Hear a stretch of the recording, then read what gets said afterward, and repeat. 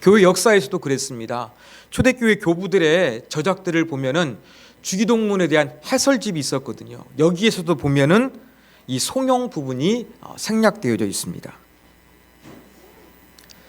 여러분, 이 하나님의 말씀, 거룩하신 하나님의 말씀으로 우리가 아멘하며 받아들이는데 전부 다 이것은 사본입니다. 원본은 없는 거예요. 근데 필사본이 많이 있습니다. 너무나 많으니까 학자들은 연구를 했어요. 많은 사본이 있는데 과연 어떤 것이 원본에 가까운 것일까? 무엇이 먼저 작성된 원본에 갖고 온 사본일까? 이것을 연구를 했습니다. 그래서 사본들을 쭉 나누었어요. 이러한 연구를 통해서 어떤 결과가 발표됐냐면 오래된 사본일수록 몇몇 사본에는 이 주기도문 우리가 살펴볼 나라와 권세와 영광이 아버지께 영원히 있다는 이 송영 부분이 빠져 있는 거예요. 그리고 후대에 조금 더 늦은 시대에 작성되었을 것으로 보여지는 이 성경 사본에는 송영이 전부 다 들어가 있는 거였습니다. 자, 이런 말씀을 드리니까 목사님이 성경의 권위를 떨어뜨리는 그런 말을 한다고 여러분들이 오해하실지도 모르겠습니다. 여러분, 성경을 오늘 한번 가족의 성경 자세히 보십시오. 성경을 보시면요, 오늘 송영 부분이 가로로 쳐져 있을 거예요. 가로로 쳐 있습니다. 그리고 난회주가 있는데 번호가 4자가 기록되어져 있습니다. 그리고 난회주의 사본에 뭐라고 언급되어 있냐면 고대 사본에 이 괄호 내 구절이 없음, 이란 문구가 있습니다. 여러분, 권위가 없는 사람은요, 권위 있는 채 보이기 위해서 권위를 만들어냅니다. 그렇지만 권위가 있는 사람은 조금 흠이 있어도 신경 쓰지 않는 거예요. 여러분, 왜 우리가 성경이 신뢰가 되는지 아십니까? 성경은 권위 높이기 위해서 그렇게 인위적으로 하지 않는 거예요. 그냥 있는 그들의 모습을 보여주고 있는 거예요. 정직하게 밝히고 있어요. 원본은 없지만 고대 몇몇 사본에는 이 송영 부분이 없으니까 없다고 그냥 그렇게 성경에 그대로 기록해 놓고 있는 거예요. 자, 그런데 왜 처음 예수님이 가르쳐 주실 것으로 여겨지는 이 고대의 사본 몇몇에는 송영이 없는데 우리는 왜 송영을 집어넣어 가지고 성경을 읽고 또 주기도문을 암송하고 오늘 강의 시간에도 제가 넣어 가지고 9째 시간으로 살펴보는 이유가 무엇인지 우리가 한번 알아보기를 원합니다. 이 부분에 대해 성경학자들은 많이 연구를 했습니다. 그래서 여러분, 이 송영이 예수님 당시에 그 기도에는 다 들어가 있는 거예요. 자동적으로 전부 다 들어가 있는 것이니까 특별히 예수님께서 여기에 대해서 설명하실 필요성을 느끼지 못하셨을 것이다. 그렇게 이제 결론을 내리게 되었습니다. 또 김세연 교수라는 분은 예수님 당시의 송영은요, 다 존재했지만 정확하게 정형화되지가 않았습니다. 그러니까 송영이 어떠한 규격화되어 가지고 표준처럼 딱 제시된 것이 아니라 사람마다 나름대로 추임새 있게 그렇게 조금 변형해 가지고 송영을 만들어서 기도할 수가 있었습니다. 이러한 자율성 때문에 아마 원본에는 빠졌을 것이다, 그렇게 추정하기도 합니다. 또 예수님과 제자들이 살았던 유대의 종교적인 배경이 송영을 넣을 수밖에 없는 그러한 배경을 가지고 있었어요. 왜 그러느냐? 당시 유대교회에는 여러 가지 기도문이 많이 있었습니다. 근데 그 기도문 뭐다 보면은 전부 다 송영이 들어가 있는 거였어요. 그래서 송영을 마지막 도장이라고 불렀다고 합니다. 그래서 유대 전통에 따르면 송영은 제사장이 회중이 기도했을 때 여기에 대해서 응답으로서 이렇게 송영을 했습니다. 아까 우리 권사님께서 하나님 말씀을 낭독하셨을 때 이는 하나님의 말씀입니다 했을 때 우리가 아멘으로 그렇게 화답하잖아요. 이와 같은 송영을 가지고 했던 것이 이제 유대교회는 분명히 존재하고 있었던 것입니다. 그래서 아마 제자들도 이러한 영향을 받아서 송영을 성경을 기록할 때에 넣었던 것으로 보입니다. 자, 이렇게 한번 정리해 볼 수가 있습니다. 성령에 대해서. 성령은 유대의 모든 기도에 포함되었기 때문에 예수님께서 굳이 이렇게 말씀하지 않으셔도 전부 다 들어가는 줄 알고 있었을 것입니다. 그리고 얼마든지 자유롭게 조금 변형이 가능한 것이었습니다. 이것이 점점 시간이 지나면서 초대교회 지난 작년에 말씀드린 것처럼 주로 집에서 모였는데 이제는 조금 2세기, 3세기가 되면서 점점점 교회가 제도화되고 이제는 교회당에 모이게 되었습니다. 그러면서 이 예배 의식이 발달하기 시작하면서 그때 예배 가운데 주기도문을 암송하는 거예요. 암송하게 됐던 것입니다. 암송하는 정통 가운데 무엇이 자리 잡았냐면 아까 유대교회에 있었던 성령이 들어오게 된 것이죠. 그래서 주기도문을 암송한 이후에 오늘 살펴보게 되는 이 성령 부분을 가지고서 화답하는 것으로서 예배에 정착되어지게 되자, 그래서 성경을 그때부터 필사할 때에도 이제는 성령 부분을 기록하지 않았나, 그렇게 우리가 정리해 볼 수가 있습니다. 자, 이렇게 제가 주기도문에 대한 이 성경이 가지고 있는 역사에 대해서 말씀을 드렸습니다. 이런 것들을 저 같은 목회자, 성서학자들은 많이 공부하고 연구를 했습니다. 그러니까 이러한 고찰에 의해 가지고 이러한 결론을 내립니다. 성령은 원래 예수님께서 가르쳐 주신 기도문에 성경에 존재하지 않았으니까 이것은 빼자라고 하면서 저 유럽이나 미국 교회에 가면은 주기도문을 암송하지만 성령 부분을 생략하는 교회도 있습니다. 자, 여러분 여기에 대해서 어떻게 생각하십니까? 성령을 하는 것이 좋을까요? 하지 않는 것이 좋을까요? 저는 이렇게 생각합니다. 성령을 안 마치고 끝내는 것도 괜찮고 성령으로 주기도문을 마치는 것도 좋다, 그렇게 생각합니다.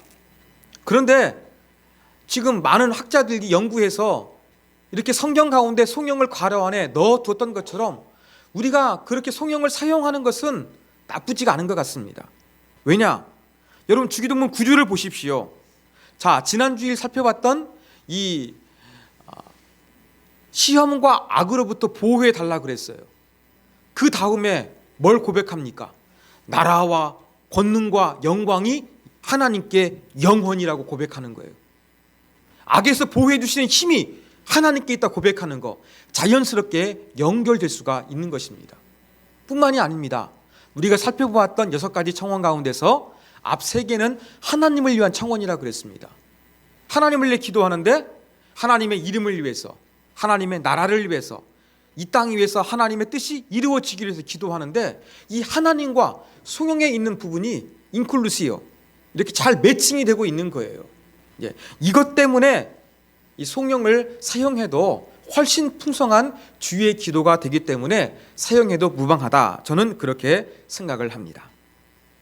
그래서 우리가 이 성령 부분을 사용하고 있는 것입니다. 자, 그러면 성령의 내용을 이제 살펴보겠습니다. 나라와 권능과 영광이 영원히 아버지께 있사옵나이다. 여러분, 나라와 권능과 영광, 이거 모든 사람들이 갈망하는 것입니다.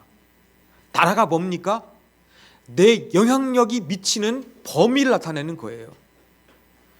이 권능은 뭡니까? 쉽게 말해서 힘이에요. 파워예요.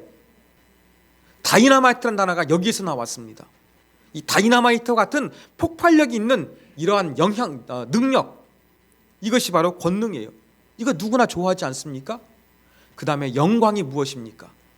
다른 사람이 나를 높여주고 존중해주고 존경해주고 사랑해주는 거예요. 이 영광입니다. 자, 이러한 권능과 나라와 영광이 누구에게 있다고 이야기하고 있습니까? 하나님께 있다고 이야기를 하는 것입니다. 그러니까 값진 모든 것은 하나님께 속해 있다고 그렇게 고백하는 거예요. 이건 하나님께 대한 신앙 고백인 것입니다. 그런데 예수님이 기도를 가르쳐 주셨을 당시에 세상 사람들이 생각하는 나라와 권능과 영광은 누가 가지고 있었을까요?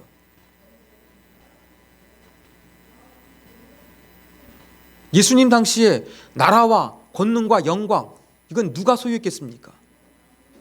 로마 나라였습니다. 로마 황제였어요.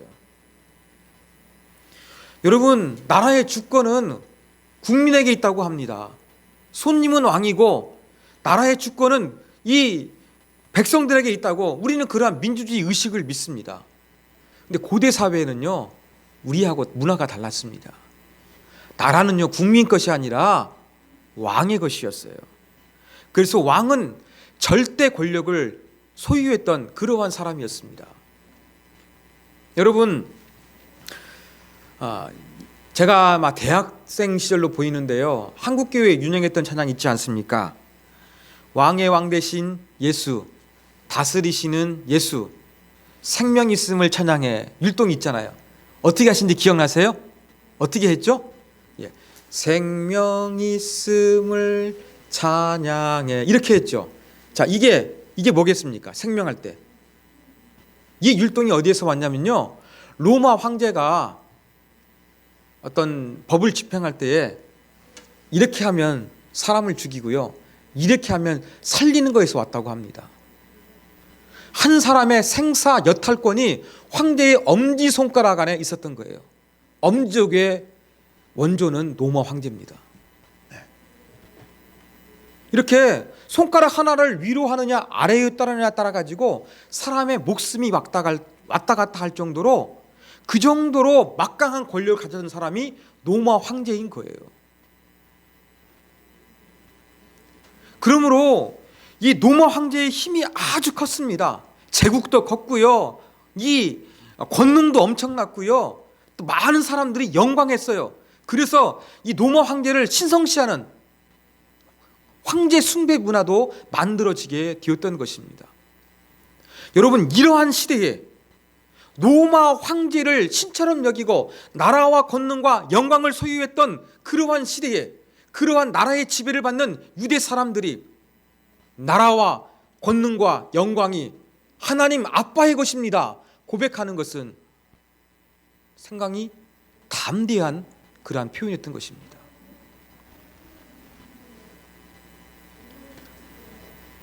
그래서 기독교는 이 로마 황제가 모든 것들을, 권력을 잡아가지고 다 모든 것들을 좌지우지하는 것 같지만, 그게 아니라 정말로 모든 것을 소유하신 분은 하나님이시다 고백하는 것이 바로 이 소명 가운데 내포되어 있는 것입니다. 여러분, 그렇다고 해가지고 이 기독교 신앙이, 또 예수님이 가르쳐 주신 나라와 권능과 영광이 하나님께 있다고 해가지고 정부의 권력, 사상의 권력을 모두 부정하는 아나키즘은 아니에요. 여러분, 예수님께서 이렇게 말씀하셨습니다. 마가복음 12장 17절에 보면, 이에 예수께서 이르시되 가이사에게 것은 가이사에게, 하나님의 것은 하나님께 바치라 하셨어요. 예수님이 로마 제국을 인정했는지 안 했는지는 모르겠어요. 그렇지만 로마 제국이 통치하고 있는 현실, 그래서 세금을 내야 되는 부분에 대해서는 내라는 거예요. 체제를 예수님께서 인정해 주신 거예요.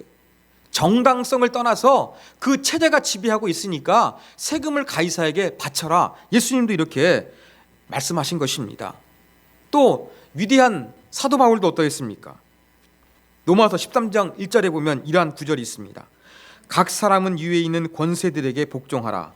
권세는 하나님으로부터 나지 않음이 없나니 모든 권세는 다 하나님께서 정하신 바라.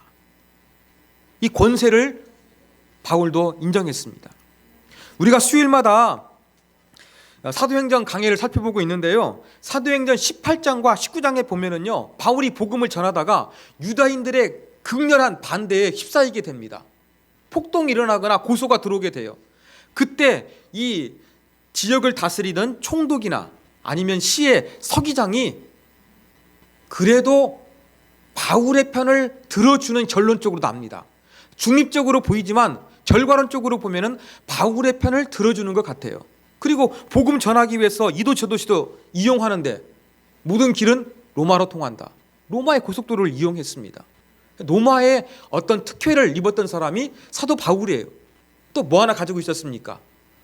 시민권도 가지고 있었잖아요. 로마 시민권.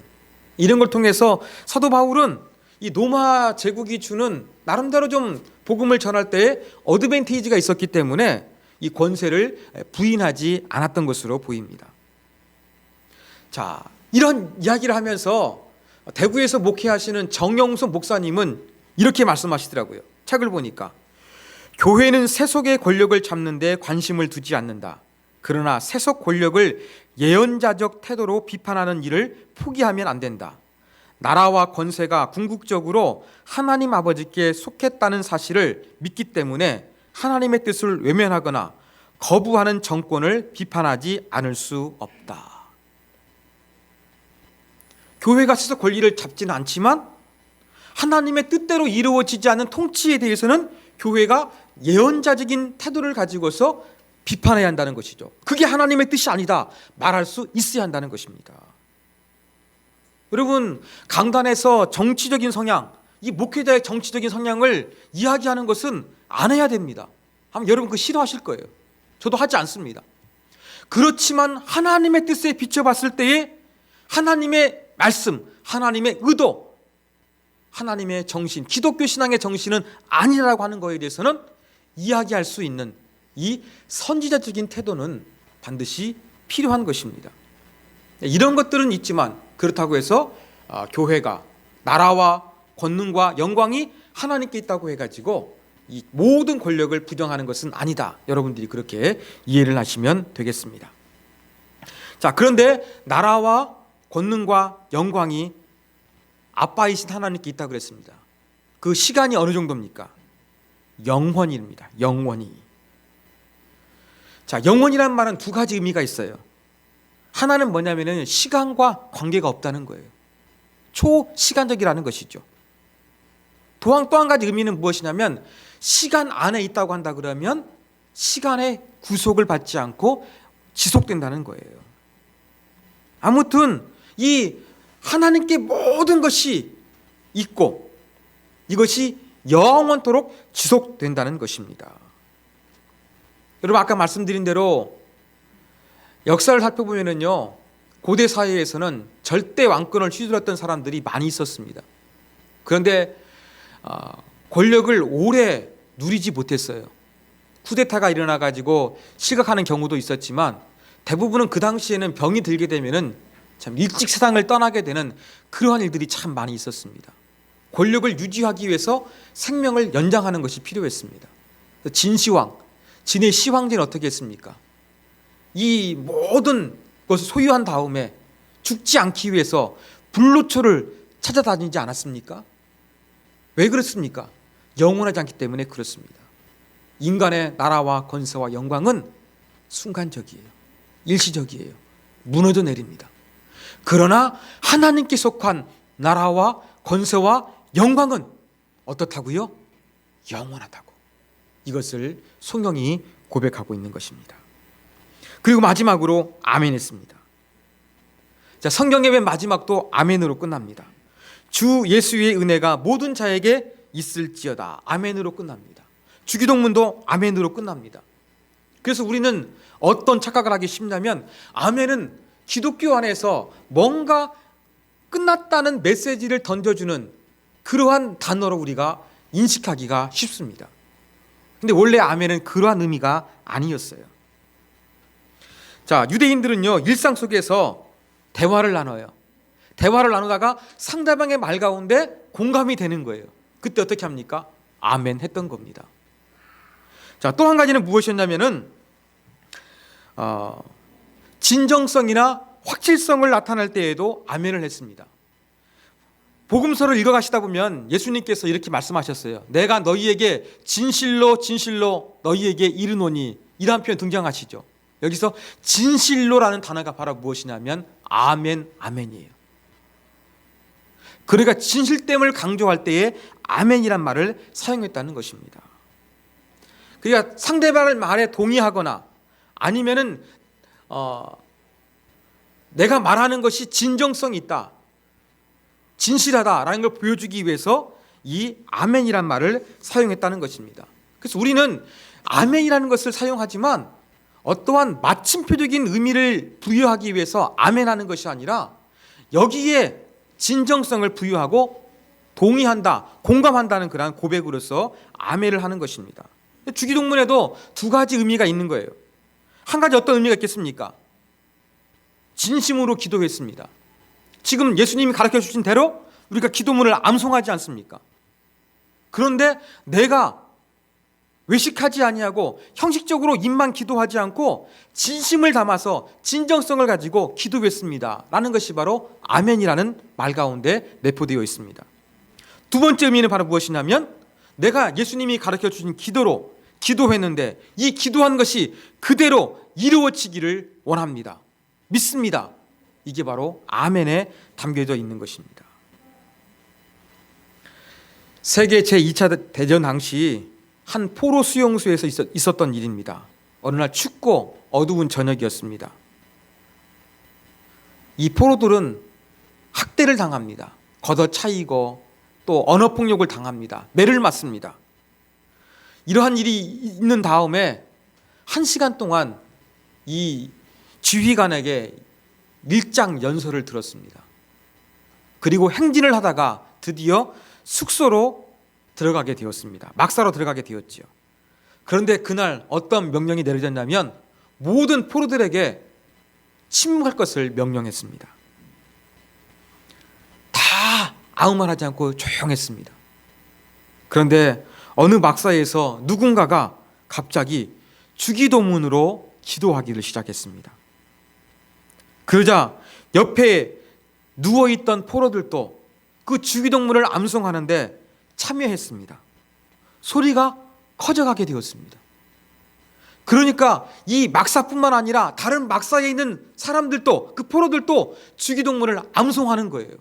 이것이 왜 가능하느냐? 침묵 명령을 내렸기 때문에 밤이라 고요했습니다. 그러니까 사람의 목소리가 크게 전달되었던 것입니다. 그래서 이 성경 부분인 나라와 권능과 영광이 아버지께 영원히 있사옵나이다 라는 부분에 가서는 수백 명의 포로들이 함께 이 기도에 동참하게 되었고 아멘을 했을 때에는 도전적이고 아주 웅장하게 아멘을 하고서 기도를 끝냈다는 이야기가 있습니다. 여러분, 침묵하라는 이 포로 수용소에서 우렁찬 주기도문이 확신에 탄 주기도문이 올려졌던 것처럼 저와 여러분도 이 시대에 정말로 확신에 찬 우리의 진정성을 담은 그런 마음을 가지고 하나님 앞에 아멘으로서 주의 기도를 올려드리기를 원합니다. 주기도문 강해 오늘로 끝납니다. 그러나 설교 괜찮았네 이렇게 여러분들이 머릿속에서 그냥 판결하고 지나가지 않았으면 좋겠습니다.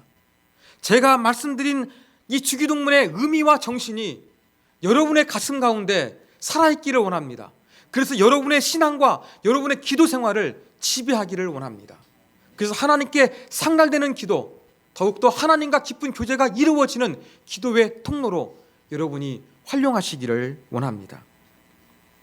그러기 위해서 우리가 이 기도를 그냥 오늘 마지막 설교 시간으로 해서 끝나지 아니했으면 좋겠습니다. 주기도문은요 너무나 역사 속에서 오용되고 남용되었습니다. 어떤 자매는요 주기도문을 언제 하지 아십니까? 몸을 얼짱으로 가꾸기 위해서 런닝머신을 합니다. 런닝머신을 하다가 막 힘든 순간이 올 때 그 힘든 순간을 이겨내기 위해 가지고 주기도문을 암송한대요. 또 이 개인뿐만 아니라 이 교회 안에서도 얼마나 형식적으로 이 주기도문을 남용하지 않았습니까? 여러분, 중언부언 하지 말라고, 의미 없이 기도하지 말라고 예수님은 기도를 가르쳐 주셨는데 우리는 영적인 청기구리가 되어서 오히려 예수님이 가르쳐 주신 기도를 가지고서 중언부언했습니다. 이제는 달라져야 합니다. 우리가 기도를 들었으니까 뭔가 새로워지기를 원합니다. 그래서 여러분, 제가 한 가지 제안을 드리고 싶습니다. 그게 바로 무엇이냐면 여러분, 우리의 언어로 된 주기도문을 한번 해보자는 것입니다. 우리가 주기도문 할 때 어떻게 합니까? 성경에 기록된 대로 틀리지 않기 위해서 애를 쓰며 기도합니다. 여러분, 달을 바라볼 때 달을 가리키는 손에 집착하게 되면 달이 보이지 않는 것처럼 주기도문을 틀리지 않기 위해서 우리가 암송하다 보니까 주기도문의 의미와 정신을 놓쳐버린 경우가 많이 있었습니다. 그렇죠. 또 너무나 잘 알고 있기 때문에 아무런 감흥 없이, 진정성 없이 앵무새처럼 그렇게 반복했던 기억들이 있을 것입니다. 이걸 조금 보완하는 방법이 무엇일까? 그게 바로 여러분의 언어로 주기도문을 고백하는 것입니다. 여러분, 주기도문의 핵심적인 단어, 이 키워드를 가지고서 나머지 부분은 여러분의 말로써, 여러분의 표현으로서 한번 주기도문을 한번 만들어 보셨으면 좋겠습니다. 오늘 주보에 보시면 촌절 할인 코너에 제가 만들어 놓은 그러한 주기도문이 있습니다. 제가 만든 개인적인 것이지만 이것을 제가 만들 때에 지금까지 설교했던 내용들이 좀 포함되기 위해서 그것을 감안해서 제가 만들었습니다. 그래서 오늘 여러분 한번 설교를 들었던 부분들을 복습하는 의미에서 한번 주보를 보시고 이 주기도문을 같이 한번 읽으며 우리가 한번 기도해 봤으면 좋겠습니다. 같이 한번 읽겠습니다. 하늘에서 모든 것을 살피시는 아빠이신 하나님, 주님께서 가르쳐 주신 대로 기도의 우선순위가 내가 아니라 당신을 위한 기도가 되게 하소서. 아빠의 이름이 최고로 높임을 받게 하소서. 내 나라는 끝나고 왕이신 아빠의 주권과 통치가 이루어지게 하소서. 이 땅 위에 아빠의 뜻이 이루어지도록 철들어가는 신앙이 되게 하소서. 물질의 노예가 되는 것을 거부하며 일용할 양식까지 당신께 의지하오니 나와 모든 사람들에게 필요한 것들을 채워 주소서. 나의 죄를 용서하여 주시는 놀라운 사랑을 확신하오니 나에게 잘못한 사람을 용서하고 받아들이게 하소서. 사탄이나 인간의 욕심으로 발생하는 유혹에 빠지지 않게 하시고 악한 세력으로부터 보호하여 주소서. 세상이 아닌 오직 아빠이신 하나님께 나라와 권능과 영광이 영원히 있음을 고백합니다. 이 기도는 진실함으로 드리는 것이며 기도한 모든 것이 이루어질 것을 진실로 믿습니다. 아멘. 여러분 어떻습니까? 우리가 암송하는 주기도문을 그대로 담고 있지는 않지만 그 의미를 나름대로 제가 살려가지고 이렇게 한번 만들어 봤습니다. 이제 여러분의 언어로 한번 그렇게 만들어 보셨으면 좋겠어요. 제가 원하는 것은 여러분이 설교를 듣고 끝나지 아니하고 그래 주기도문의 의미와 예수님이 가르쳐 주신 그 목적과 정신을 살려서 기도하는 자가 되기를 원합니다. 그 방법 중에 하나는 바로 무엇이냐면 핵심 키워드를 가지고서 여러분의 언어로 표현하는 것입니다. 여러분 두려워하지 마십시오. 정답 없습니다. 누가 보지 않습니다. 정말 예수님이 가르쳐 주신 기도 가지고 여러분의 진심을 한번 담아봤으면 좋겠습니다. 이것을 숙제로 내드리게 되면 예배가 빨리 끝나게 되지만 집에 가게 되면 그 마음이 사라집니다. 또 안 하게 됩니다. 그렇죠? 그래서 이 시간에 잠시 한번 여러분 같이 한번 만들어 봤으면 좋겠어요. 제가 화면 가운데 준비해 드렸습니다. 여러분 중요한 키워드가 있는데 이걸 보시면서 여러분의 언어로 한번 주의 기도를 만들어 보십시오. 그래서 그대로 형식을 추구할 것이 아니라 진정성을 담아서 한번 잠시 한번 만들어 보셨으면 좋겠습니다. 잠시 시간을 드릴 테니까 한번 여러분 그렇게 만들어 보시기 바랍니다.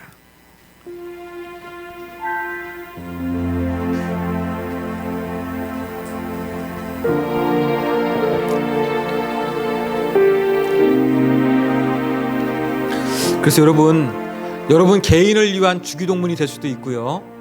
교회를 위한 주기도문으로 기도가 가능합니다. 그리고 이런 주기도문을 가지고서 다른 사람을 위해 중보 기도하는 것도 가능합니다. 자녀를 위한 중보 기도. 이 순서를 가지고서 키워드를 가지고서 여러분이 얼마든지 자유롭게 변형해서 그렇게 활용하셔도 좋은 방법일 것 같습니다. 저도 이번 기회를 통해서 이러한 기도를 가지고서 해볼까 하는 그러한 생각이 들었습니다. 한번 여러분 그렇게 한번 만들어 보셨으면 좋겠습니다.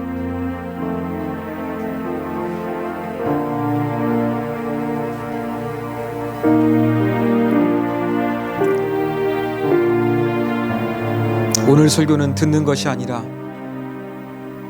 여러분이 삶으로 완성했으면 좋겠습니다. 기도에 대한 설교는 기도에 대해서 원리로 아는 것으로 끝나는 것이 아니라 배운 대로 기도할 수 있는 실천이 있었으면 좋겠습니다. 그것을 위해서 한번 주기도문을 스스로 만들어 보십시오. 두려워하십시오. 두려워하지 마십시오. 정답 없습니다. 제가 여쭤보지 않겠습니다. 확인하지 않겠습니다. 여러분의 진실된 마음만 담으면 됩니다.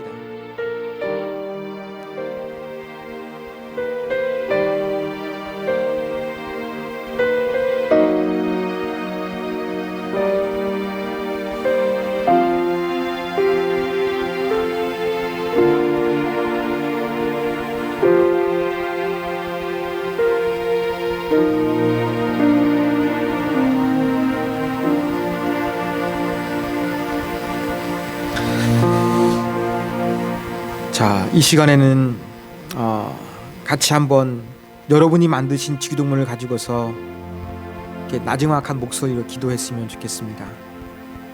키워드만 살려서 여러분 한번 여러분의 언어로 한번 같이 주의 기도를 고백하고 기도가 끝난 다음에 하나님 예수님이 가르쳐 주신 기도 의미를 잊지 않고 뜻을 살려서 예수님이 가르쳐 주신 대로 기도하는 예수님의 참된 제자가 되게 하여 주옵소서.